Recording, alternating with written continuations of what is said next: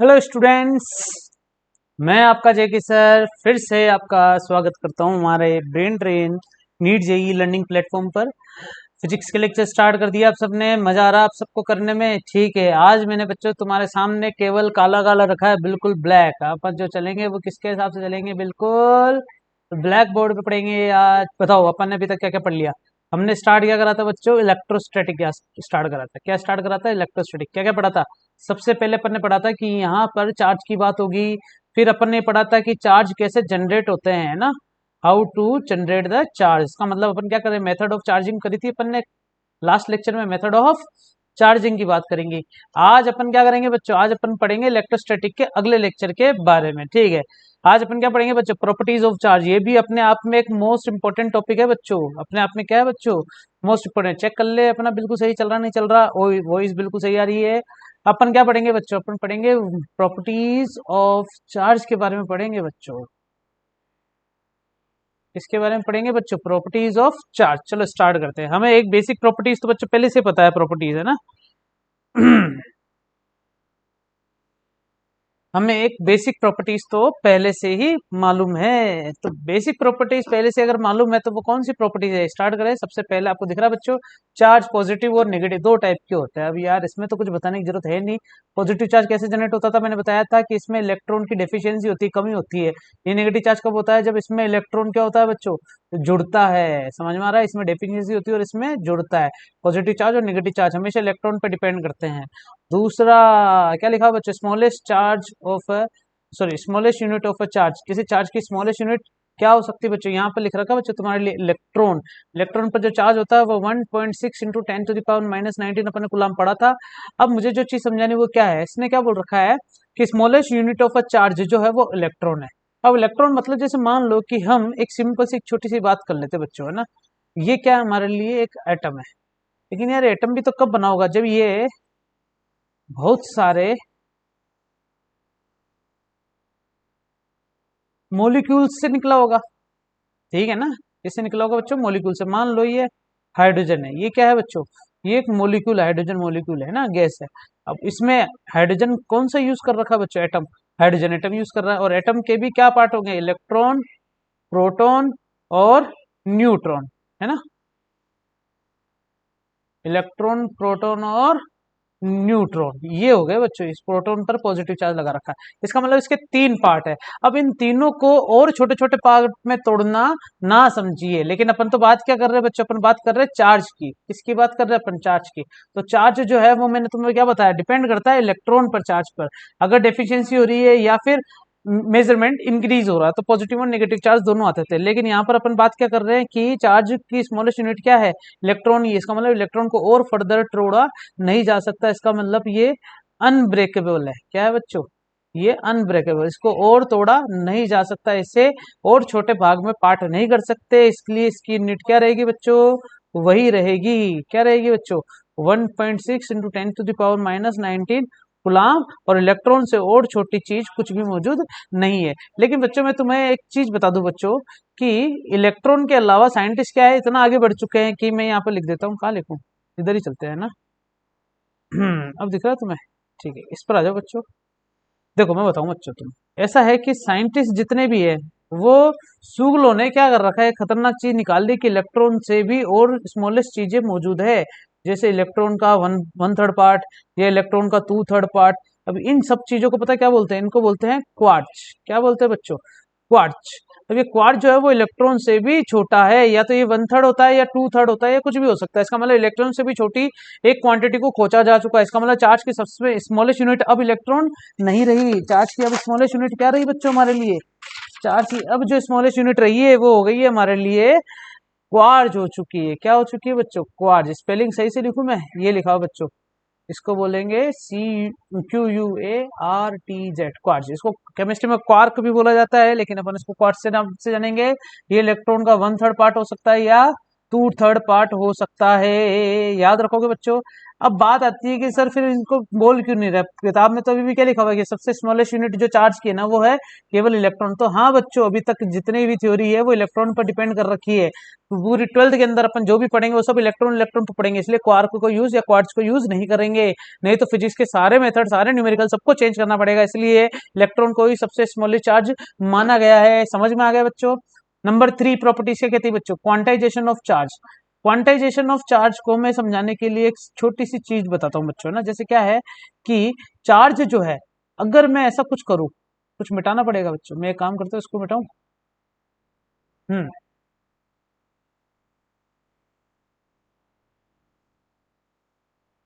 मिट जाओ मिटने वाले मिट जा, जल्दी जल्दी जल्दी जल्दी मिट जा। ओ ओ ओ। अब देखो बच्चों, मैं जो चीज बताने वाला हूँ क्या है, मान लो ये इलेक्ट्रॉन है, सॉरी कोई एटम है या कोई सिस्टम है। अब इस सिस्टम के अंदर अपन ने क्या करा बच्चों, इलेक्ट्रॉन्स निकालने हैं बाहर, है ना, कम करेंगे। जैसे मान लो कि अभी ये क्या है बच्चों, न्यूट्रल है। क्या है बच्चों, न्यूट्रल, मतलब जितने इसमें प्रोटॉन है उतने ही नंबर में इसमें क्या है बच्चों, मौजूद इलेक्ट्रॉन है। अब थोड़ा सा ध्यान देना, अगर मैं ऐसा सोचूं कि इसमें ऐसा कुछ है कि हम्म,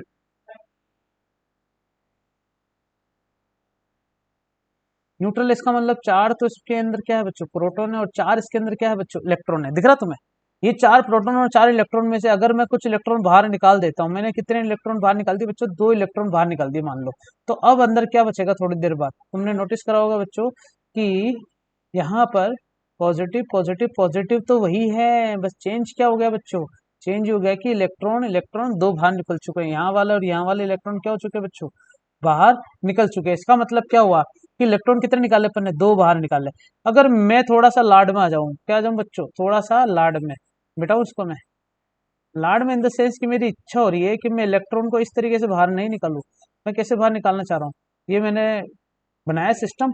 सिस्टम के अंदर मान लेते हैं कि मैंने कितने इलेक्ट्रॉन बाहर निकाले, 1/2 इलेक्ट्रॉन बाहर निकाले। 1/2 इलेक्ट्रॉन मतलब अगर मैं यहाँ पर डेफिनेशन से सोचूं, पहले इलेक्ट्रॉन था, अगर वो बाहर निकलेगा तो क्या इतना सा माइनस बचेगा, क्या नहीं बचे, ऐसा नहीं हो सकता। 0.5 नाम की इलेक्ट्रॉन चीज नहीं हो सकती। मैंने तुम्हें बताया ना कि चार्ज की स्मॉलेस्ट यूनिट क्या है बच्चों, इलेक्ट्रॉन है। अब इलेक्ट्रॉन स्मॉलेस्ट यूनिट है तो इलेक्ट्रॉन को और फर्दर तोड़ा नहीं जा सकता। अगर इसको मैं और नहीं तोड़ सकता तो बात खत्म हो गई है कि इलेक्ट्रॉन को डेसिमल नंबर्स में नहीं निकाल सकते बाहर। ये हमेशा किस नंबर में होना चाहिए बच्चों, ये इंटीजर नंबर में होना चाहिए। इंटीजर मतलब 1 2 3 या -1 -2 ऐसे रहना चाहिए। तो ये चीज यहाँ पे लिख रखी बच्चों, क्वांटाइजेशन ऑफ चार्ज के नाम से जाना जाता है। कि जो भी चार्ज होगा ना क्यू, ये क्यू किससे रिप्रेजेंट होता है बच्चों, चार्ज से। वो हमेशा एन ई से होगा, जिसमें एन किसको बता रहा है, इंटीजर्स को बताएगा। किसको बताएगा बच्चों, एन, ये एन बताएगा हमें इंटीजर्स को। ये दिख रहा है बच्चों, इंटीजर्स कहाँ से स्टार्ट होते हैं, -इन्फिनिटी से लेके +इन्फिनिटी। तो ये जो है Q is equal to n e, ये क्या कहलाएगा बच्चों, इलेक्ट्रो सॉरी एलिमेंट्री चार्ज कहलाता है। ई के ऊपर जो कि 1.6 इंटू 10⁻⁻19 गुलाम्स होता है। गुलाम्स नहीं बोलेंगे, गुलाम ही बोलेंगे। और एन बताया बच्चों, किसको बता रहा है, नंबर ऑफ इलेक्ट्रॉन्स को बता रहा है। किसको बता रहा है भाई, ये नंबर्स ऑफ इलेक्ट्रॉन, मतलब इलेक्ट्रॉन को इंटीजर नंबर में लिखना चाहिए। अपन ऐसा सोचे कि क्यू ऐसे लिए, मैंने कैसे लिए बच्चों, एक तो मैंने लिया Q is equal to 3 electron बाहर निकाले, या 4 इलेक्ट्रॉन बाहर निकाले, या n इलेक्ट्रॉन बाहर निकाले, यार ये चीजें एक्सेप्टेबल है। लेकिन बोलूँ 3.5 इलेक्ट्रॉन बाहर निकाले, ऐसा नहीं हो सकता। नंबर 3 कंप्लीट हुआ बच्चों। नंबर 4 पर आ जाओ, कंजर्वेशन ऑफ चार्ज। ढंग से समझना बच्चों, कंजर्वेशन ऑफ चार्ज का मतलब है क्या। जैसे मान लो हमारे पास एक सिस्टम है, दिख रहा है बच्चों, इस सिस्टम, पहले इस पूरी बॉडी पर क्या था बच्चों, पूरी बॉडी पर देखो ध्यान से कि इसमें जितने पॉजिटिव चार्ज है उतने के उतने नेगेटिव है। पॉजिटिव दिख रहे हैं ना बच्चों, यहाँ पर रेड कलर में जो भी है ये किसको बता रहे हैं बच्चों, ये पॉजिटिव चार्ज को बता रहे हैं। और यहाँ पर जो ब्लू कलर में है जो भी, ये किसको बता रहा है बच्चों, नेगेटिव चार्ज को बता रहे हैं। तो ये तो अपन को बताने की जरूरत है ही नहीं, ठीक है। और ये जो सिस्टम है बच्चों, इस सिस्टम पर गौर करना थोड़ा सा, कि इस सिस्टम के लिए पहले इतने बराबर थे, अब इसके पास में कोई चार्ज बॉडी लेके आए, Q बराबर 4 + E। अब इसमें से 4 + E है, तो इसका मतलब क्या हो गया, मान लेते हैं कि दो माइनस के टुकड़े ये वाला और एक ये वाला, ये तो कहाँ चले गए बच्चों, ये वाला नहीं दिख रहा है डायग्राम में तुम्हें, ये देखो बच्चों, एक तो ये वाला और ये वाला पेयर में से है, ठीक है। ये इलेक्ट्रॉन इस इधर चला गया और ये वाला इलेक्ट्रॉन इधर चला गया, तो इन दोनों ने तो अपनी न्यूट्रलिटी बना ली। बच्चे 2 इलेक्ट्रॉन, तो अब इस 4 ई के पास कितने इलेक्ट्रॉन बच जाएंगे, 2 ई। और यहाँ पर ये दोनों चले गए हैं बच्चों, इलेक्ट्रॉन की कमी हो चुकी है, तो उस पर भी कितना चार्ज आ जाएगा, +2। अब तुमने नोटिस करा कि पूरे सिस्टम की अगर मैं बात करूं, किसकी बात करूं बच्चों, पूरे सिस्टम की अगर मैं बात करूं, तो इस पूरे सिस्टम पर कितना चार्ज आ गया था बताओ। पूरे सिस्टम पर जो चार्ज था वो था 4e, वो भी कौन सा, पॉजिटिव चार्ज। और अब इस पूरे सिस्टम की बात करो बच्चों, इस पर कितना चार्ज आ गया, +2e, टोटल कितना आ गया बच्चों, प्लस का 4e। इसका मतलब पहले जैसे टक्कर नहीं होता था, अपन कॉलिजन पढ़ते थे तो कॉलिजन में मोमेंटम कंजर्व रहता था, है ना, एनर्जी कंजर्व रहती थी, वैसे यहाँ पर भी चार्ज क्या रहेगा बच्चों, कंजर्व रहेगा। कंजर्व मतलब बिफोर, बिना किसी कांटेक्ट के या चार्ज एक्सचेंज से पहले जो कंडीशन है, उस समय जो पूरे सिस्टम का जो चार्ज होगा, वो चेंज होने के बाद भी चार्ज कैसा रहेगा बच्चों, सेम रहेगा। चार्ज हमेशा क्या रहेगा बच्चों,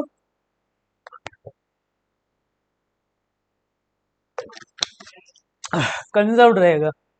क्या रहेगा बच्चों, कंजर्व रहेगा। चेक कर ले अपन, वॉइस बिल्कुल सही आ रही है, चार्ज कंजर्व्ड रहेगा। रिकॉर्डिंग भी हो रही है ना बच्चों, ठीक है। अब देखें बच्चों, चार्ज कंजर्वेशन के लिए एक छोटा छोटा एग्जांपल लिखेंगे बच्चों। देखो मैंने यहाँ पर क्या, अभी एक तुम्हें लास्ट लेक्चर में एक एग्जांपल बताया था सिल्क और ग्लास रोड का, बताया नहीं बताया था। अपन ने ऐसे देखा था ना कि अगर अपन ने एक शेप बनाया ऐसा, और इसके ऊपर क्या रखा था बच्चों, याद है ना, पिंक कलर का कपड़ा रखा था, ऐसे कपड़ा सुखा दिया था अपन ने, और वो कपड़े को इसके ऊपर क्या करा था बच्चों, अपन ने रबिंग करवाई, तो रगड़ा आता है ना, तो रगड़ने के बाद कपड़ा तो मैं अलग कर लेता हूँ, और ग्लास रोड को अलग कर देता हूँ। तो मैं पता ना, ग्लास रोड पहले आती है, इसका मतलब ग्लास रोड पर कौन सा चार्ज आ गया था बच्चों, पॉजिटिव चार्ज आ गया था इस पर सारा, और इस पर कौन सा चार्ज आ गया था बच्चों, सारा निगेटिव चार्ज आ गया था। तो तुमने नोटिस करा बच्चों, ये सिस्टम के पहले की स्थिति है और ये सिस्टम के बाद की स्थिति है, मतलब चार्ज एक्सचेंज होने के बाद का कंडीशन हो गया। अब देखना यहाँ पर टोटल चार्ज तुम्हें दिख रहा है, नंबर ऑफ चार्ज कितना है, टोटल चार्ज वो 0 है, और यहाँ पर कितना है, 6 तो नेगेटिव चार्ज है और 6 पॉजिटिव चार्ज है। इसका मतलब ये दोनों कट के भी टोटल क्या हो जाएंगे बच्चों, 0। मतलब है तो पूरा सिस्टम न्यूट्रल, लेकिन एक सिंगल सिंगल बॉडी की बात करेंगे तो इन पर कुछ चार्ज आया, तो मैंने फिर बता दिया बच्चों, चार्ज क्या रहता है, कंजर्व रहता है। एक और एग्जांपल देखो बच्चों, रॉक सॉल्ट आयनाइजेशन, एक रिएक्शन तुम्हें दिख रही है, मान लेते हैं कि ये क्या है, NaCl होता। अगर मैं इसकी रिएक्शन कराता हूं तो Na प्लस में टूटता है और Cl माइनस में टूटता है। तो थोड़ा सा नोट करो बच्चों, अभी इस पूरे सिस्टम पे कितना चार्ज है बच्चों, 0 है ना, 0 चार्ज, नो चार्ज है ना, न्यूट्रल है। लेकिन यहाँ की बात करें तो इस पर पॉजिटिव चार्ज आ गया, और यहाँ की बात करें तो इस पर नेगेटिव चार्ज आ गया, लेकिन पूरे सिस्टम पर चार्ज कितना भी 0 है। इसका मतलब यहाँ पर भी क्या रहेगा बच्चों, चार्ज कंजर्व रहेगा। ये तो रिएक्शन शो कर रखी है कि रिएक्शन काम कैसे करती है ना बच्चों, ये दिख रहा है तुम्हें, Na और Cl में काम कैसे चल रहा है, इस पर पॉजिटिव चार्ज कैसा है, इस पर नेगेटिव चार्ज कैसा है, इलेक्ट्रॉन इस पर ज्यादा हो गए, दिख रहा है ना बच्चों, रेड वाला इस पर आ गया। तो यहाँ पर भी क्या हो गया, टोटल सिस्टम पर चार्ज क्या रहेगा, कंजर्व रहेगा। ये मैं एग्जांपल बता रहा हूँ कॉम्पिटिशन पॉइंट ऑफ व्यू से, बच्चों ध्यान रख लेना इन सब के बारे में ना अच्छे से। अच्छा, एक और चीज दिख रही होगी बच्चों तुम्हें स्क्रीन पे, स्क्रीन पे क्या दिख रहा है बच्चों, मेरे ख्याल से ये दिख जाएगा तुम्हें, है ना, दिख जाना चाहिए यार, वैसे तो ठीक है, दिख जाएगा। आगे देखो, मैं जो चीज बता रहा हूँ वो क्या है, देखना। मान लेते हैं कि यहाँ पर एक एग्जांपल मैंने शो कर रखा है बच्चों, जिसके अंदर इस रिएक्शन में मैं क्या कर रहा हूँ बच्चों, यहाँ पर फ्यूजन प्रोसेस हो रहा है ना, न्यूक्लियर फ्यूजन हो रहा है। तो देखना बच्चों, यहाँ पर मुझे जो चीज समझानी वो क्या है, कि ये मान लो एटम है, ये Z है, और ये क्या मान लेता हूँ मैं इसको, इसको मान लिया मैंने, तू A है और ये B है, जिसमें A किसको बता रहा बच्चों, ये नंबर्स ऑफ इलेक्ट्रॉन को बता रहा है, और B किसको बता रहा बच्चों, numbers of proton plus numbers of neutron. मतलब ये क्या मास नंबर बता रहा है कि एक तरीके से किसी एटम का ना। तो यहाँ पर वही चीज काम आने वाली बच्चों, देखो ये पूरा जो सिस्टम है इसमें 92 टोटल नंबर ऑफ इलेक्ट्रॉन कितने बच्चों, 92। इसमें टोटल नंबर ऑफ इलेक्ट्रॉन कितने बच्चों, 0। मतलब चार्ज की बात कर रहा हूँ, चार्ज इतना ही है इस बॉडी पर, ठीक है ना। तो यहाँ पर टोटल चार्ज कितना हो जाएगा बच्चों, 92। अब इधर आओ, ये आ गया बेरियल में चेंज, बेरियम फिर क्रिप्टॉन आ गया। अब इस पर कितना आ रहा है बच्चों, टोटल चार्ज 56। तो यहाँ पर आ गया एक तो 56 प्लस ये कितना आ गया बच्चों, 36 प्लस 3 इंटू ये 0 है क्या बच्चों, टोटल 3 इंटू 0। तो 3 इंटू 0 के लिए मैं इसको मिटा दूं बच्चों, हाँ ठीक है। अब देखो 3 इंटू 0 के लिए इमेजेस तो उठानी पड़ती है ना, तो ये टोटल मिला के कितना आ गया बच्चों, थोड़ा सा हिसाब लगाओ कितना मिला, 92। मतलब सिस्टम से पहले जो चार्ज था वो 92 था, सिस्टम के बाद भी कितना मिला, 92 मिला। अगर मुझसे क्वेश्चन पूछा जाए जिसमें ये चीज क्या थी बच्चों, गलत मतलब दे ही नहीं, ब्लैंक दे दे, तो तुम क्या इसकी वैल्यू निकाल सकते हो क्या, चार्ज कंजर्वेशन से आसानी से। तो ये वाला क्वेश्चन ट्राई करना बच्चों, इसमें से तुम्हें मुझे गलती ढूंढ के बताने की गलती कहाँ पर है बच्चों। इसमें बिल्कुल गलती दिख रहा है बच्चों, 92 है जबकि 37 35, तो इसमें कहीं ना कहीं गलती है। ये मैंने तुम्हारे लिए छोड़ रखा है बच्चों। इसमें तुम्हें बताना है कि कौन सी चीज गलत है, ये गलत है या ये गलत है। कलर चेंज करूं मैं, तुम बताना है, या तो ये गलत होगा, या तो ये गलत होगा, या तो ये गलत होगा, या तो ये गलत होगा और ये गलत होगा। मैं बता दूं ये गलत और ये गलत हो नहीं सकता, ये दोनों सही है। बाकी इन तीनों में से देखना तुम्हें बच्चों, है ना, ठीक है। 92 92 रहेगा, बाकी इन दोनों में से भी देख लेना तुम। तो स्टार्ट करते हैं बच्चों, आगे अपन नंबर 5 क्या दिखा, मास डिपेंड ऑन स्पीड। तो मास डिपेंड ऑन स्पीड के लिए फॉर्मूला लिख रखा बच्चों स्क्रीन पे तुम्हारे। इस फॉर्मूले को थोड़ा सा नीचे ले जाऊं बच्चों, देखो इसको समझाते अच्छे से, है ना, प्यार से समझना बच्चों। मैं किसकी बात कर रहा हूँ बच्चों, मैं बात कर रहा हूँ, मान लो मास ऑफ, हम्म मैं बात कर रहा हूँ मास ऑफ ह्यूमन बॉडी की। किसकी बात कर रहा हूँ बच्चों, मान लो mass of human body. Human body है तो ह्यूमन बॉडी का छोटा सा जूम करूँ तो ये छोटे छोटे मोलिक्यूल से मिलकर बना है। मोलिक्यूल से मिलकर बना हुआ तो इसका मतलब ये एटम से मिलकर बना है। एटम से मिलकर बना है मतलब इलेक्ट्रॉन प्रोटॉन और न्यूट्रॉन से मिलकर बना हुआ है। समझ में आएगा नहीं आया बच्चों, बिल्कुल आया होगा। तो ह्यूमन बॉडी में भी इलेक्ट्रॉन है ये हमें पता चल गया, लेकिन ह्यूमन बॉडी की अगर मैं बात करूं, मान लेते हैं कि एक बस में तुम बैठे हो बच्चों। बस कैसी लग रही बच्चों, तुम्हें अच्छी लग रही नहीं लग रही, ठीक है। थैले में आ गए तुम तो बच्चों, कोई बात नहीं। एक बस में भी तुम बैठे हो, डेंटे डेंटे, ये गेट आ गया बस का। अब तुम चल रहे हो तो इसका मतलब तुम्हारी जो वेलोसिटी है, मैंने एक फॉर्मूला लिखा है बच्चों, ये रिलेटिविटी थ्योरम से फॉर्मूला उठाया है बच्चों मैंने, रिलेटिविटी थ्योरी से ना। रिलेटिविटी थ्योरी में क्या कहलाता है, ये जो फॉर्मूला है एम नॉट, इसे कहते हैं मास एट रेस्ट। मास कहाँ का खिला रहा है बच्चों, ये मास है बच्चों हमारे लिए रेस्ट पर, कि रेस्ट पर तुम्हारा मास, तो ये तुम्हारा एक्चुअल मास कहलाता है। अब तुम जब वेलोसिटी में होते हो, जैसे मान लो कि तुम एक सीसो वाला वो झूला देखा बच्चों, ड्रैगन झूला। ड्रैगन झूला में जब तुम बैठे होते हो तो ऊपर से जब नीचे आ रहे होते हो तो तुम अंदर से अजीब सी गिली गिली होती है, और वो गिली गिली तुम्हें एक तरीके से मैं बता दूं बच्चों, तुम्हारे ऐसा लग रहा है कि तुम अंदर से बिल्कुल खाली हो चुके हो, फिर जैसे ऊपर जाते हो तो ऐसा लग रहा है भारी हो चुके हो। तो मैं इसी कंसेप्ट को यहाँ पर यूज करने वाला हूँ बच्चों, ध्यान से समझना कि क्या कहना चाह रहा हूँ। ये एम जो है ये कहलाता है बच्चों चेंज इन मास, कि तुम्हारे मास में क्या चेंज आ रहा है। जिसमें सी किसको बता रहा है बच्चों, सी स्क्वायर हटा दो सी, ये सी जो है वो स्पीड ऑफ लाइट को बता रहा है, और वी जो है वो तुम्हारी स्पीड को बता रहा है। किसको बता रहा है, स्पीड ऑफ यो, तुम्हारी खुद की स्पीड को बता रहा है। थोड़ा सा दिमाग लगाओ बच्चों, थोड़ा सा अगर अपन दिमाग लगावें तो मैं यहाँ पर जगह ढूंढ लेता हूँ। ये वाला जो फॉर्मूला है ना, इसी फॉर्मूले पर दिमाग लगाते हैं। मान लो कि तुम्हारा जो वेलोसिटी है, मान लो तुम्हारी जो वेलोसिटी है वो कितनी है यार, मैं ज्यादा से ज्यादा मान लेता हूँ कि तुम 10 किलोमीटर प्रति घंटे की रफ्तार से चल रहे हो, बहुत तेज भाग रहे हो बच्चों, इससे ज्यादा तेज तो भाग नहीं सकते मान लिया। इसका मतलब किलोमीटर को मीटर में भी चेंज करते हो तो 1000 से मल्टीप्लाई कर दोगे, और हावर को सेकंड में चेंज करोगे तो 3600 से मल्टीप्लाई कर दोगे। इसको इससे काटा, इसको इससे काटा, तो बचा 100/36। अब 36 को लगभग क्या मान ले बच्चों, अपन 40 मान लेते हैं। तो 40 को इससे काटूंगा तो 2 पॉइंट समथिंग आएगा बच्चा आंसर, सीधी सी बात है।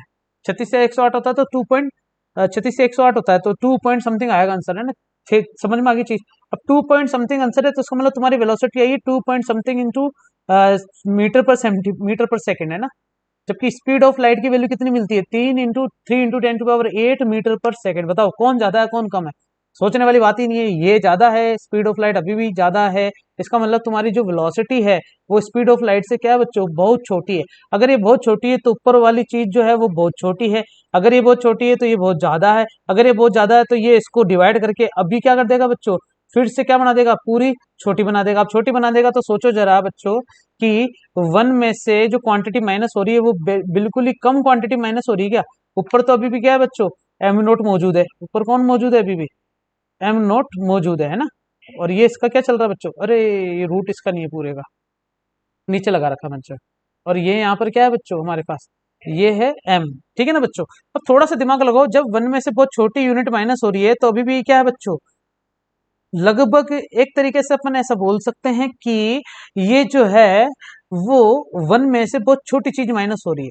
और वन में से बहुत छोटी चीज माइनस हो रही है तो रूट की वैल्यू अभी भी क्या लगभग वन के बराबर ही रहेगी, मान के चलो लगभग वन के बराबर रहेगी। इसका मतलब एम नोट की वैल्यू पे कोई चेंज नहीं आया। इसका मतलब एम जो है अभी भी क्या रहेगा बच्चों, एम नोट रहेगा। इसका मतलब तुम्हारे रेस्ट पर जो मास है तुम 10 किलोमीटर प्रति घंटे से दौड़ोगे तब भी तुम्हारा मास वही रहेगा। इवन तुम 100 किलोमीटर प्रति घंटे की रफ्तार से ट्रेन में भी बैठोगे ना, तब भी तुम्हारा मास क्या रहने वाला बच्चों, सेम रहने वाला है। लेकिन तुम्हारा मास चेंज कब होगा, सोचो जरा, तुम्हारा मास चेंज कब होगा, ये बात नोटिस करने वाली है बच्चों। मैं इसको बताऊं बच्चों, तुम्हारा मास चेंज कब होगा इस पर चर्चा करेंगे बच्चों। इंपॉर्टेंट चीज सुनना बच्चों, कहीं मत जाना, जुड़े रहो। कि अब अगर मैं ऐसा करूं कि तुम्हारी स्पीड जो है वो बहुत ज्यादा कर दूं, बहुत ज्यादा मतलब यार कितनी ज्यादा कर सकते हो तुम, ज्यादा से ज्यादा मैं तुम्हारी स्पीड जो है, सी की वैल्यू होती है 3 × 10⁸, तो मैं तुम्हारी स्पीड लगभग इसके बराबर तो कर नहीं सकता। मतलब ये तो स्पीड ऑफ लाइट है बच्चों in vacuum, speed of light वो भी किसमें बच्चों, वैक्यूम के अंदर है। और वैक्यूम के अंदर तो कोई पाथ में कोई कोलाइडी कण ही नहीं होते, विलियन भी नहीं होते, या कोलाइडी एलिमेंट्स नहीं होते, जिससे लाइट आसानी से सीधे पाथ में ट्रेवल कर लेती है और ज्यादा से ज्यादा वेलोसिटी या स्पीड को गेन कर लेती है। लेकिन अगर मैं बात करूं तुम्हारी स्पीड को मैं बिल्कुल कर दूं वेलोसिटी ऑफ लाइट या स्पीड ऑफ लाइट के बराबर, तो ऐसा पॉसिबल है नहीं। मान लो फिर भी कर दी तो क्या होगा, तो बच्चों ये होगा कि तुम्हारी वैल्यू लगभग, अगर इसकी बात है तो उसका मतलब इसको इससे काटने पर कुछ ना कुछ वैल्यू डाटा मिल रहा बच्चों, कुछ ना कुछ डाटा मिलेगा। और डाटा मिलेगा तो वन में से कुछ चीज माइनस होगी, माइनस होगी तो यहाँ पर वन से अब छोटी चीज मिल रही बच्चों, जो कि इसमें डिवाइड करेंगे ना, मतलब कुछ ना कुछ अगर इसमें डिवाइड किया जाएगा, जिससे एम की वैल्यू क्या हो जाएगी बच्चों, छोटी हो जाएगी। किससे, एम नोट से। मतलब एम जो है वो एक्चुअल रेस्ट मास से क्या हो जाएगा बच्चों, और भी हल्का हो जाएगा। अब ये चीज पता है किसमें पॉसिबल है, मैं तुम्हें बताता हूँ बच्चों, ये चीज पॉसिबल है इसके अंदर। जरा देख रहा, मैंने बात करी ना बच्चों, ये एटम जो है इलेक्ट्रॉन से मिलकर बना है। अब सुनना, अगर तुम्हारी, मैं किसी एक इलेक्ट्रॉन है उसको बस में नहीं बिठा रहा, मैं उसको सिर्फ क्या कर रहा हूँ बच्चों, ये थप्पड़ ही मार रहा हूँ बस से ना, बिठाऊं उसको, थप्पड़ बनाना पड़ेगा मेरे को बढ़िया वाला। हम्म। अब मुझे जो चीज समझानी है वो क्या है, देखो, अगर मैं ऐसा करूं कि इसमें इसको एक क्या मारू बच्चों, थप्पड़ मारू, थप्पड़ मारू या थोड़ा सा हिला भी दूं ना, तो ये इसका मास इतना छोटा है कि ये अपनी वेलोसिटी को गेन कर लेता है, अपनी वेलोसिटी को बहुत ज्यादा गेन कर लेता है। तो जब बहुत ज्यादा गेन कर लेता है तो इसका मतलब स्पीड तेज होगी, स्पीड तेज होगी तो इसका मास हल्का हो गया, मास हल्का हो गया तो यहाँ पर हेडिंग लिख रखी थी बच्चों क्या, कि मास जो है वो डिपेंड करता है स्पीड पर। किसका बच्चों, वो भी इलेक्ट्रॉन का मास, सबका मास नहीं, किसका, इलेक्ट्रॉन का मास। समझ में आ गई चीज। ये एक्स्ट्रा प्रॉपर्टी मैंने बताई बच्चों, जो तुम्हें ना एक्स्ट्रा प्रॉपर्टी से याद रख लेना। अब यहाँ पर आओ बच्चों, तुम्हें कुछ चीज नोटिस करवाता हूँ। दिख रहा बच्चों, प्रोटॉन न्यूट्रॉन, प्रोटॉन न्यूट्रल, ये चार्ज है ना, ये भी चार्ज है। प्रोटॉन पर चार्ज कितना होता है, मास कितना होता है, न्यूट्रॉन पर चार्ज 0 होता है, मास कितना होता है, इलेक्ट्रॉन पर चार्ज इतना होता है, मास इतना होता है। नोटिस करो बच्चों, रिलेटिव मास, रिलेटिव मास मतलब अगर ये मोशन में रहता है, रिलेटिव मोशन में, तो प्रोटॉन पर कोई फर्क नहीं, न्यूट्रॉन पर कोई फर्क नहीं, लेकिन इलेक्ट्रॉन का मास क्या हो गया बच्चों, दिख रहा है बच्चों, बहुत ज्यादा कम हो गया, वन से भी छोटा हो गया इलेक्ट्रॉन का मास। क्यों, क्योंकि वो मोशन में आ गया, रिलेटिव मोशन में। ये चीज याद रखना बच्चों, पांचवी प्रॉपर्टी के बारे में बताया है। अब अपन चलते हैं बच्चों मोस्ट इंपोर्टेंट टॉपिक अपना, क्या बच्चों, अपना मोस्ट इंपोर्टेंट टॉपिक है, वो क्या है बच्चों, कुलाम्स लॉ के बारे में, है ना। अपन जो पढ़ेंगे ना वो क्या पढ़ेंगे बच्चों, कुलोम्स लॉ के बारे में पढ़ेंगे। अब कुलोम्स लॉ को पढ़ने के लिए बच्चों, ये जो डायग्राम तुम्हें दिख रहा है ना सामने स्क्रीन पर, ठीक है, थोड़ा सा छोटा करूं, हम्म, ये स्क्रीन पर जो भी तुम्हें कुछ भी दिख रहा है बच्चों, कुछ भी, थोड़ा सा ऊपर करना पड़ेगा, अरे अरे यार, ये ले, अब ठीक है। स्क्रीन पे तुम्हें जो कुछ भी दिख रहा है बच्चों, मैं इसके बारे में डायरेक्ट नहीं पढ़ाऊंगा, मैं इसके बारे में पढ़ाने से अच्छा है एक स्टोरी बताऊंगा बच्चों। स्टोरी पर गौर फरमाना तो मजा आ जाएगा बच्चों, ये कंसेप्ट कभी नहीं भूलोगे अगर तुम स्टोरी पे फोकस कर गए। चलो ठीक है, स्टोरी पढ़ के देखे बच्चों। अपन मान लेते हैं कि एक प्लेग्राउंड है, क्या है बच्चों, दिख रहा है तुम्हें एक, ये प्लेग्राउंड दिख रहा है। प्लेग्राउंड में मान लो एक गेम है बच्चों, सीसो, देखा बच्चों कभी, सी मतलब देखा, और इसमें बोला दिखा, मतलब देखा दिखा देखा दिखा, चलो ठीक है। अब इधर आओ, तो ये शीर्षक नीचे कब जाएगा, जब इसको ऊपर कोई बैठ के ऊपर जाएगा, ये नीचे कब आएगा, जब इस पर बैठ के कोई ऊपर आएगा। इसका मतलब शीशो खेलने के लिए कोई भी दो प्लेयर की जरूरत पड़ रही है। अभी शीशो खेलने के लिए मान लो कि एक बच्ची आ गई ग्राउंड पे, कौन आ गई बच्चों, एक बच्ची, तो क्या ये शीशो खेल पाएगी क्या, थोड़ा नोटिस करो बच्चों कि क्या ये शीशो खेल पाएगी, क्या नहीं खेल पाएगी। कब तक नहीं खेल पाएगी, जब तक इसके दूसरे टर्मिनल पर, दूसरा टर्मिनल दिख रहा है ना बच्चों, ये जो सीसोफ है इसका दूसरा टर्मिनल कहाँ होगा, इस साइड होगा कहीं पर, तो यहाँ पर एक और बालिका आके बैठ ना जाए तब तक ये खेल नहीं पाएगी। इसका मतलब यही कंसेप्ट मैं यूज करूंगा किसके अंदर बच्चों, मान लेते हैं कि हमारे पास क्या है, एक छोटा सा, क्या है बच्चों, प्ले ग्राउंड है, क्या है बच्चों, एक छोटा सा प्ले ग्राउंड। प्ले ग्राउंड में मैंने क्या करा, एक चार्ज लेके आया Q1, हमें पता है ना बच्चों, क्यू को किससे रिप्रेजेंट करते हैं बच्चों, चार्ज से रिप्रेजेंट करते हैं। तो इसका मतलब मैं यहाँ पर क्या लेके आया बच्चों, एक चार्ज लेके आया Q1, जो कि कैसा चार्ज था, पॉजिटिव चार्ज था। अब ये पॉजिटिव चार्ज कहाँ छोड़ दिया बच्चों, मैंने इसको फ्रीली किसमें छोड़ दिया, स्पेस में छोड़ दिया है। किसमें छोड़ा बच्चों, स्पेस में। अब मैंने स्पेस में छोड़ा है तो ये चार्ज किसी प्रकार का कोई अट्रैक्शन रिपल्सन तो यार कुछ भी शो नहीं करेगा, क्योंकि अट्रैक्शन रिपल्सन बताने के लिए तो इसको किसी की जरूरत है, सहारा चाहिए। और उस सहारे के लिए अगर इसी प्लेग्राउंड में यहाँ पर कौन आ जाए, एक और चार्ज आ जाए, क्या आ जाए बच्चों, एक और चार्ज, जो कि कैसा है बच्चों, Q2। लेकिन इस पर पोलरिटी देख रहे हो बच्चों, ये नेगेटिव चार्ज है। कौन सा चार्ज है बच्चों, ये इसकी पोलरिटी साफ बता रही है कि नेगेटिव चार्ज है, और ये कौन सा है बच्चों, पॉजिटिव चार्ज है। अब ये पॉजिटिव चार्ज इस नेगेटिव चार्ज को जैसे ही देखेगा, लालच लप लप एल पे लीव है, इसका मतलब ये इसके पास दौड़ा दौड़ा चला जाएगा, नेगेटिव भी पॉजिटिव को देख के दौड़ा दौड़ा जाएगा, मतलब इनके बीच में अट्रैक्शन आएगा। क्या आएगा बच्चों, अट्रैक्शन, अट्रैक्शन फोर्स काम करने लगे। अच्छा, अट्रैक्शन आएगा, इसका मतलब ऐसा थोड़ी कि मैंने इसको मोटिवेट किया, मैंने कहा बोला चलो जाके बात कर सकते हो, या मैंने इसको धक्का दिया, ऐसा कुछ भी नहीं है। बिना कांटेक्ट के, मतलब कांटेक्ट किए बिना ये एक दूसरे पर हावी हो गए, एक दूसरे के पास जाने लग गए। तो बच्चों कुछ समझ में आ रहा है क्या बच्चों, कि इनके बीच में जो अट्रैक्शन हुआ वो क्यों हुआ, जब कोई दूसरा चार्ज आया। उसका मतलब दूसरा चार्ज नहीं आता तो क्या इनके बीच में अट्रैक्शन होता क्या, बिल्कुल नहीं, बिल्कुल नहीं होता। इसका मतलब किसी एक चार्ज को दूसरे चार्ज पर इफेक्ट डालने के लिए दूसरे चार्ज का होना बहुत जरूरी है, ये तभी तो उसके ऊपर इफेक्ट डाल पाएगा, नहीं तो इफेक्ट नहीं डाल पाएगा। क्या मेरी बात समझ में आ रही है बच्चों, बिल्कुल बिल्कुल क्लियर है हमें। तो इसी चीज को हम आगे बढ़ाते हैं कि ये कूलाम फोर्स जो है वो काम कैसे कैसे करेगा। ठीक है बच्चों, देखो मान लेते हैं कि ये मैं बता दूं बच्चों, कुलाम्स लो है, तो कुलाम्स नाम का साइंटिस्ट था, इसने बहुत सारे एक्सपेरिमेंट करे, तो इस स्टोरी को बनाया है मैंने, इस एक्सपेरिमेंट को ध्यान में रखते हुए है। मान लो ये Q1 है और ये है Q2, इन दोनों के बीच में सेपरेशन कितना है बच्चों, R सेपरेशन है। दोनों एक दूसरे से कितनी दूरी पर है, R दूरी पर। तो मैं इसकी बात ही नहीं कर रहा, मान लो कि इन दोनों के बीच में किसी प्रकार का कोई अट्रैक्शन या रिपल्जन होगा। अगर ये पॉजिटिव होगा, ये पॉजिटिव होगा, या ये भी नेगेटिव और ये भी नेगेटिव होगा, तो ये दोनों एक दूसरे को क्या करेंगे बच्चों, एक दूसरे से दूर फेंकेंगे। इसका मतलब इन दोनों के बीच में क्या होगा बच्चों, रिपल होगा। लेकिन अगर एक पॉजिटिव हो जाए और दूसरा क्या हो जाए बच्चों, नेगेटिव हो जाए, तो इन दोनों के बीच में क्या हो जाएगा बच्चों, अट्रैक्शन होने लग जाएगा। ठीक है, कूलम्ब्स लॉ की पहली थ्योरी समझ में आ गई कि ये फोर्स जो है वो कौन से नेचर में है बच्चों, opposite in direction, opposite in direction. बच्चों ये चीजें याद रखना। नंबर 1 पॉइंट क्या लिख दिया मैंने यहाँ पर, इसको मिटा के ढंग से लिखूं मैं, मजा आ जाएगा तुम्हें। क्या लिखता हूं बच्चों, कि कूलम्ब फोर्स का जो पहला कंक्लूजन था वो ये था कि ये जो है वो ऑपोजिट इन डायरेक्शन। ये डायरेक्शन में क्या है बच्चों, ऑपोजिट। अब तुम बोलो सर कैसे ऑपोजिट है, बिल्कुल ऑपोजिट है बच्चों, जरा देखो तो सही। Q1 Q1 Q2 Q2 like charge जब है तो दोनों एक दूसरे से क्या हो रहे हैं बच्चों, दूर जा रहे हैं। दूर जाने का मतलब क्या हो रहा है बच्चों, एक दूसरे से ये एक दूसरे से दूर जा रहे हैं। इसका मतलब हुआ क्या, इसका मतलब ये हुआ कि एक दूसरे के कहां जा रहे हैं बच्चों, ऑपोजिट जा रहे हैं। अगर ये दोनों एक दूसरे के पास आते हैं तब भी एक दूसरे के क्या हो रहे हैं बच्चों, ऑपोजिट ही तो आ रहे हैं। इसका मतलब ये जो कूलम्ब फोर्स है या कूलम्ब नेचर जो है वो ऑपोजिट इन डायरेक्शन होता है। ठीक है बच्चों, समझ में आ गया। फिर दूसरी बात ये भी कंक्लूजन में देखा गया कि यहाँ पर ये जो Q1 चार्ज है और ये जो Q2 चार्ज है, ये इसको अगर मान लो ये पॉजिटिव है और ये नेगेटिव है, तो नेगेटिव वाला पॉजिटिव को जिस फोर्स से अट्रैक्ट कर पाएगा, या इसका मतलब ये जो अट्रैक्शन फोर्स होगा Q2 का Q1 पर, इसी प्रकार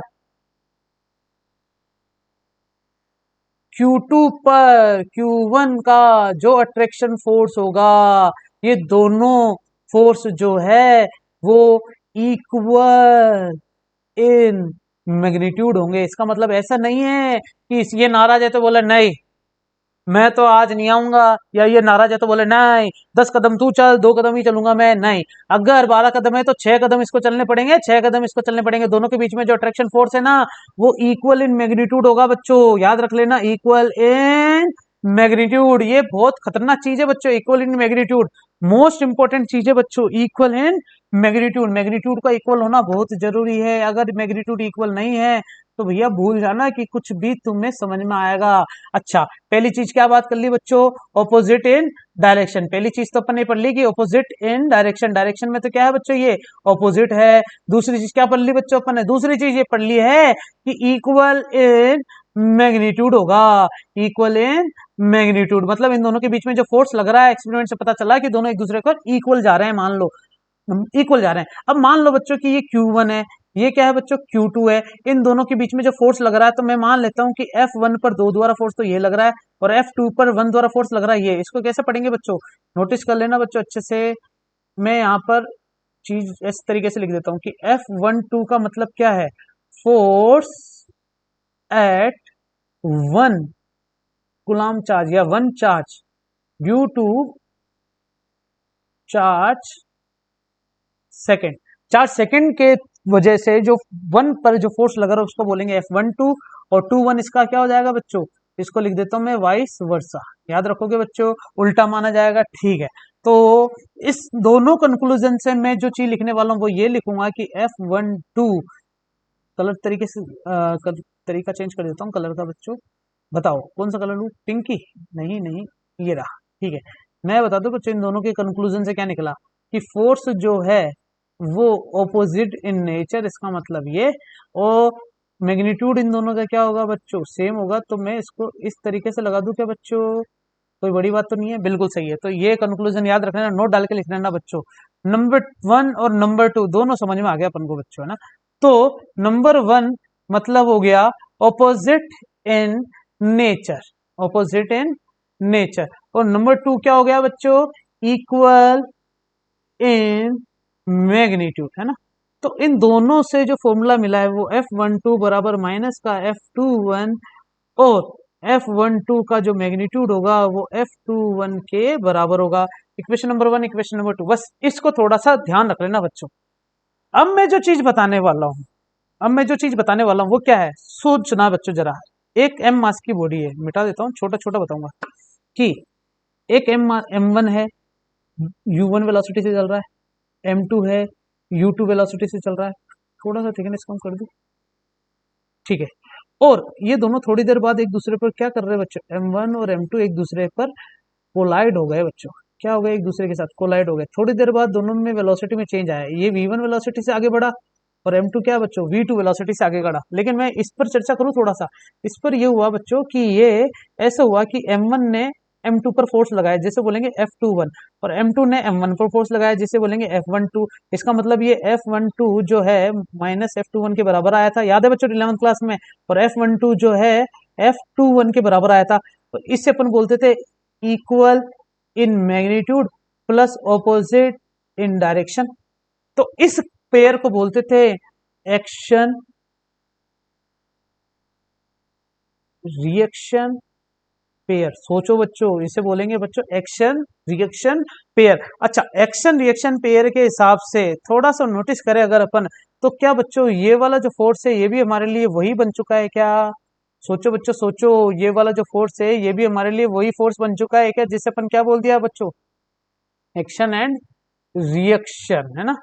एक्शन और क्या हो गया बच्चों, रिएक्शन हो गया। तो बात खत्म हो गई बच्चों, कुलाम ने अपनी थ्योरी निकाल के रख दी सामने, और उसने क्या करा कि मेरा जो फोर्स है, कुलाम का जो फोर्स था, कुलाम ने अपनी थ्योरी का लेटर निकाल दिया है। उसने ऐसा बोल दिया है कि दो चार्ज है Q1 और Q2, इन दोनों के बीच में फोर्स जो लगेगा वो ऑपोजिट इन डायरेक्शन, और मैग्नीट्यूड दोनों का क्या होगा बच्चों, इक्वल होगा। ऑपोजिट इन डायरेक्शन और मैग्नीट्यूड क्या होगा बच्चों, दोनों का इक्वल होगा। साफ करो इसको थोड़ा सा, ठीक है। लेकिन अब ऑब्वियस बात है कि ये भी क्या थे बच्चों, एक लेक्चरर थे, क्लास में अपना लेक्चर दे रहे थे। कौन से टॉपिक पर बच्चों, इलेक्ट्रोस्टैटिक टॉपिक पर ही लेक्चर दे रहे थे। तो उनके किसी एक स्टूडेंट ने पढ़ते पढ़ते बोल दिया कि सर यहाँ पर ये चीज समझ में नहीं आई मेरे को, कि आपने ऐसा कैसे बोल दिया कि ये एक एक्शन रिएक्शन पेयर है, ये एक एक्शन रिएक्शन पेयर है। और फिर सर ने बोला कि यार ऐसी क्या बात होगी। तो स्टूडेंट ने बोला कि सर आपके अनुसार मैंने मान लिया, सर आपके अनुसार मैंने मान लिया। सर क्या मान लिया, देखो जरा। उसने ऐसे बोला कि सर मान लो ये आपका Q1 चार्ज है, ये मान लो सर आपका Q2 चार्ज है। आपने बोला कि इन दोनों के बीच में जो फोर्स लगेगा, ये Q1 या तो इसके पास आएंगे या दोनों एक दूसरे से दूर जाएंगे। लेकिन सर मैं जो केस बताने वाला हूँ उस केस में आप थोड़ा सा गौर करना, कि मैं ये बोल रहा हूँ कि मान लो कि आपने जो चार्ज लिखे, चलो बहुत बढ़िया आपने जो चार्ज लिखे, मैं भी आपके जैसे ही दो चार्ज लेता हूँ। एक मैंने लिया बच्चों Q1, मैंने सर Q1 चार्ज, और एक मैंने लिया Q2 चार्ज। तो Q1 चार्ज और Q2 चार्ज अगर ये दोनों ऐसे ऐसे मोशन में चले जाए, मतलब ये ऊपर जा रहा है और ये कहाँ जा रहा है बच्चों, नीचे जा रहा है। सर नीचे जा रहा है बच्चों, नीचे जा रहा है। तो बच्चे ने सर से पूछा कि सर ये ऊपर जा रहा है और ये नीचे जा रहा है, और इक्वल फोर्सेस से जा रहा है, इसका मतलब डायरेक्शन ऑपोजिट हुई नहीं हुई? बिल्कुल हुई। प्लस फोर्स का मैग्नीट्यूड इक्वल हुआ नहीं हुआ? मापांक वो भी इक्वल हो गया। जब ऐसी कुछ चीज हो गई है बच्चों, जब ऐसी कोई चीज हो गई है, तो जरा नोटिस करना बच्चों, नोटिस करने वाली बात क्या है? नोटिस करने वाली बात यह है कि ये एक्शन रिएक्शन पेयर के अंदर आ गया आपका। मान लिया कि एक्शन रिएक्शन पेयर के अंदर आ गया, लेकिन गुलाम ने जाके देखा तो कि Q1 और Q2 कभी भी इस तरीके से मोशन नहीं कर पाए थे। Q1 और Q2 का मोशन कैसा था बच्चों? हमेशा Q1 और Q2 का जो मोशन था वो हमेशा के लिए कैसा था बच्चों? वो सिर्फ और सिर्फ एक दूसरे की तरफ या एक दूसरे से दूर था। कैसे था बच्चों? ऐसे था कि Q1 या तो इसके पास आएगा या इससे दूर जाएगा, और Q2 भी या तो इसके पास आएगा या तो इससे दूर जाएगा। लेकिन इस वाली कंडीशन में दूर जाने का मतलब तो कुछ था ही नहीं कि ये दोनों इस तरीके से दूर जाएं। तो इस थ्योरी को थोड़ा सा चेंज करने के लिए गुलाम ने अपनी थ्योरी में कुछ ना कुछ हेर बदल करा। वो ये करा कि उसने ऐसा सोचा कि एक चार्ज को दूसरे चार्ज के कांटेक्ट में रखने पर बार बार एक्सपेरिमेंट करा। क्या करा बच्चों? बार बार एक्सपेरिमेंट करा। तो बार बार एक्सपेरिमेंट करने के बाद ये पाया कि ये दोनों चार्ज जो है वो कभी भी एक दूसरे से इसमें या इस डायरेक्शन में मोशन में नहीं है। वो हमेशा कैसे हैं? या तो वो ऐसे जा रहे हैं या तो वो एक दूसरे के ऐसे आ रहे हैं।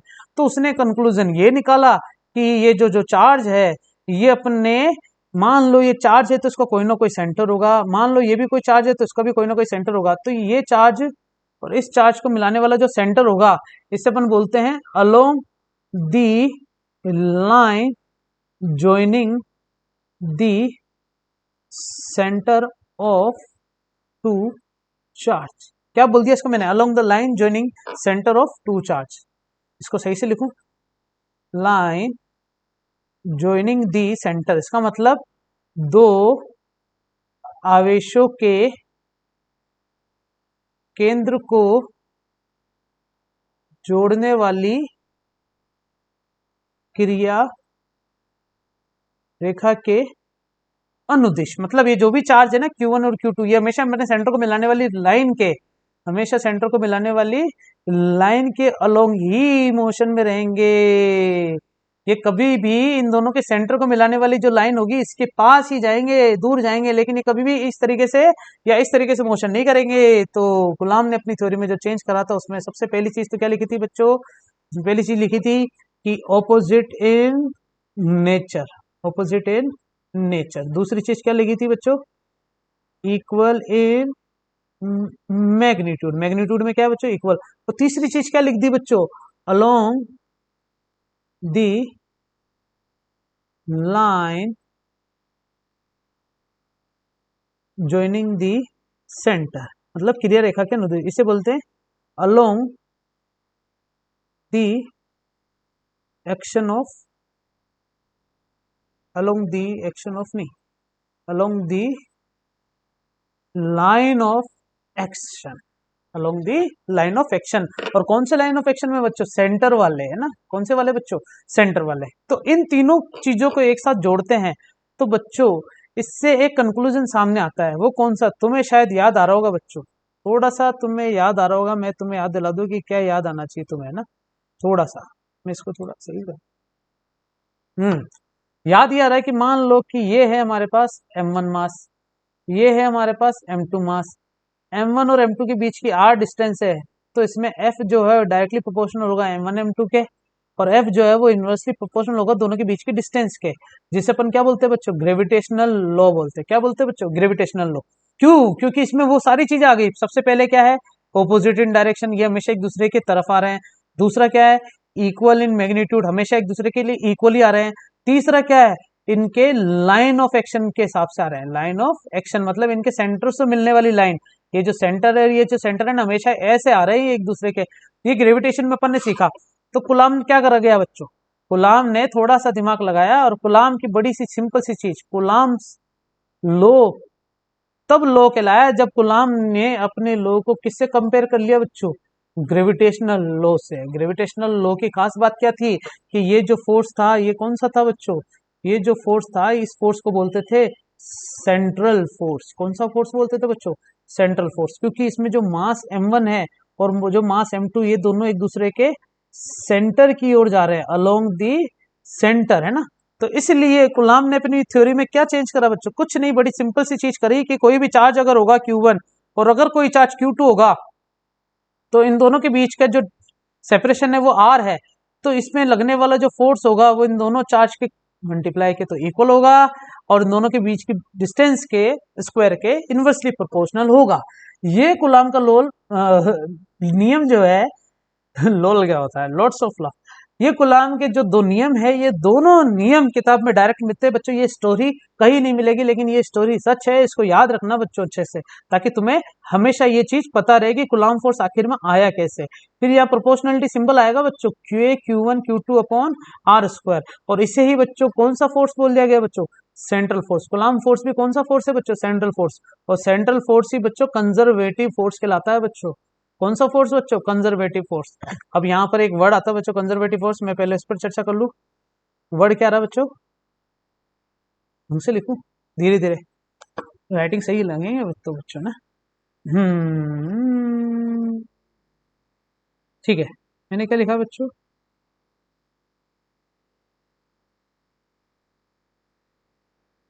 Conservative force. कौन सा फोर्स बच्चों, कंजर्वेटिव फोर्स। तो क्या होता है कंजर्वेटिव फोर्स, मैं बताऊं। मान लेते हैं कि एक ए पोजीशन है और ये क्या है बच्चों, बी पोजीशन है।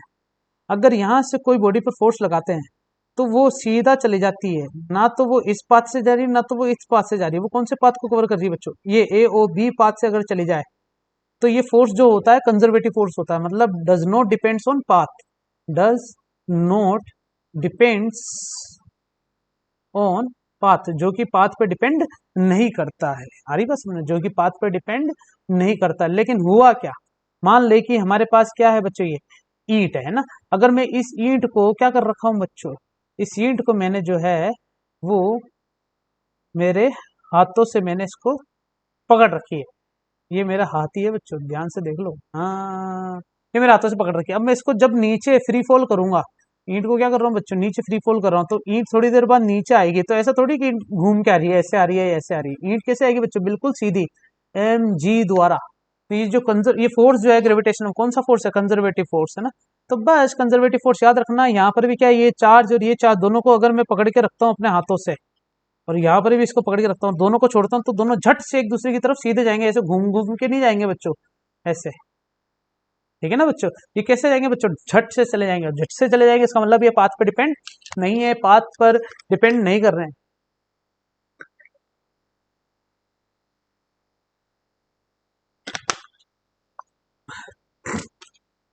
इसी के साथ कूलाम फोर्स की कहानी को समाप्त करते हुए यहाँ पर अब अपन कूलाम फोर्स का क्या निकलते हैं बच्चों, अपन लिखते हैं कंक्लूजन। राइटिंग सही लिखूं वापस क्या लिखते हैं बच्चों, अपन अपन लिखते हैं कंक्लूजन ऑफ कूलॉम्स लॉ। और कूलॉम्स लॉ का जो कंक्लूजन था, सबसे पहले क्या था, ऑपोजिट इन डायरेक्शन।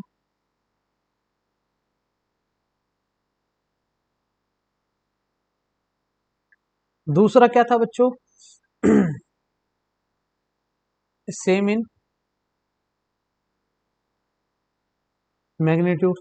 तीसरा क्या था बच्चों, अलोंग दी सेंटर, हमेशा सेंटर के अलोंग लगेगा।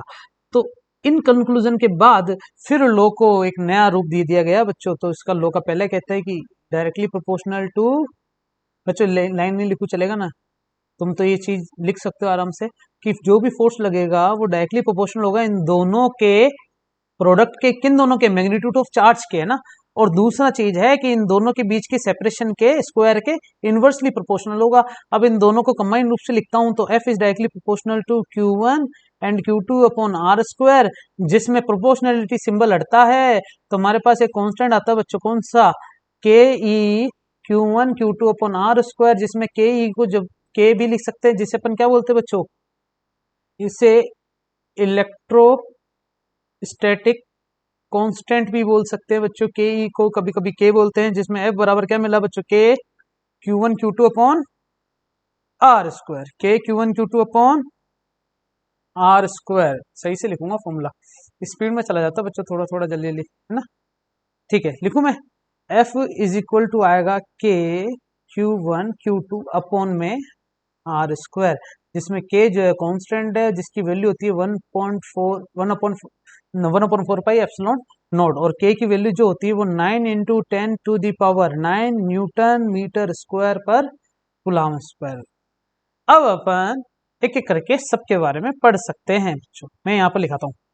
फोर्स का फॉर्मूला क्या निकला है बच्चों, के Q1 Q2 upon are square, ठीक है।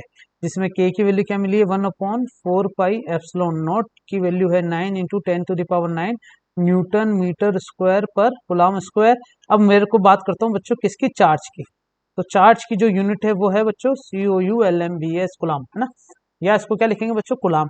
फिर बात करते हैं न्यूटन, ये किसकी यूनिट है बच्चों, फोर्स की। फिर आते हैं बच्चों मीटर, ये किसकी यूनिट है बच्चों, आर की, याद रखना। तो के जो है वो F इंटू आर स्क्वायर बटे Q1 Q2 हो जाएगा। क्या, इधर आओ, ये देखो बच्चों, ये मैं किसकी बात कर रहा हूँ, बोलो इसको इधर लेके आओ, आओ इधर आओ। ये फॉर्मूला समझ में आया तुम्हें, पक्का ना बच्चों, ग्रीन कलर ले लो। तो इसमें F तो आ गया बच्चों न्यूटन, क्या आ गया बच्चों, F न्यूटन आ गया, इंटू मीटर स्क्वायर, नीचे कुलाम इंटू कुलाम, क्या हो जाएगा बच्चों, कुलाम स्क्वायर। समझ में आ गया क्या फॉर्मूला। तो इसलिए के की वैल्यू आई है 1/4 पाई एप्सिलॉन नॉट बराबर के बराबर 9 इंटू 10⁹9। अब अभी भी खुलासा कर रहा हूँ बच्चों कि सर आपने ये तो बता दिया कि के की value 9 into 10⁹9 newton metre square पर कूलम स्क्वायर है, लेकिन के की वैल्यू आपने एक और लिखी है बच्चों, 1/4 पाई, यहाँ पर देखो लिखी हुई ना। तो ये सर एप्सिलॉन नोट क्या है, ठीक है ना। तो ये बच्चों तुम्हारे लिए होमवर्क हो गया है, इसको तुम अच्छे से पढ़ के आना। और अपन इस लेक्चर को आज यहीं पे खत्म करते हैं, और साथ ही जुड़े रहिए हमारे ई लर्निंग प्लेटफॉर्म से। और अगर आप चाहते हो कि ये लेक्चर आपको बहुत अच्छा लगा है और आपको बहुत अच्छे से समझ में आया है, 10th to 11th moving students के लिए और नीट जेई वाले बच्चों के लिए भी, तो आप हमारे क्या कर सकते हो बच्चों, आप जा सकते हो हमारे यूट्यूब चैनल ब्रेन ट्रेन पर। कहाँ जा सकते हो बच्चों, मैं यहाँ पर लेके चलता हूँ आपको हमारे यूट्यूब चैनल ब्रेन ट्रेन पर, जिसमें आप बाकी प्लेलिस्ट में जाकर अपनी सारी जानकारी हासिल कर सकते हैं, ठीक है ना बच्चों। जिसमें आपको ये भी मिल सकता है कि 12th क्लास के कितने लेक्चर मिलेंगे, कौन सा है 12th क्लास का लेक्चर, कौन सा है 11th क्लास का लेक्चर, ठीक है ना। ये प्लेलिस्ट में जाकर आप चेक कर सकते हैं बच्चों, ठीक है। और अधिकतर लेक्चर आपको फ्री हैं, लेकिन अगर आपको नए सेशन के साथ जुड़ना है तो आपको क्या करना है बच्चों, आपको कुछ नहीं करना है, सीधा गूगल प्ले पे जाना है। कहाँ जाना है बच्चों, गूगल प्ले पे जाना है। और गूगल प्ले पे आपको सर्च क्या करना है बच्चों, गूगल प्ले पर जाते ही, ये बच्चों मोबाइल में, लैपटॉप में चला रहा हूँ इसलिए डेस्कटॉप के अंदर मुझे यही सर्च करना पड़ेगा। तो आपको सर्च करना बच्चों ब्रेन ट्रेन नीट जेई, है ना, ब्रेन ट्रेन नीट जेई। इस पे जैसे ही आप सर्च करते हैं तो आप सीधे सीधे पहुंच जाएंगे हमारे e learning platform brain train NEET JEE application download कर सकते हैं, और ऐसे ही आप अपनी सारी क्लासेस स्टार्ट कर सकते हैं बच्चों, ठीक है। तो आज के लिए इतना काफी है, जुड़े रहिए, बने रहिए। मैं आपका जेकी सर, थैंक यू बच्चों।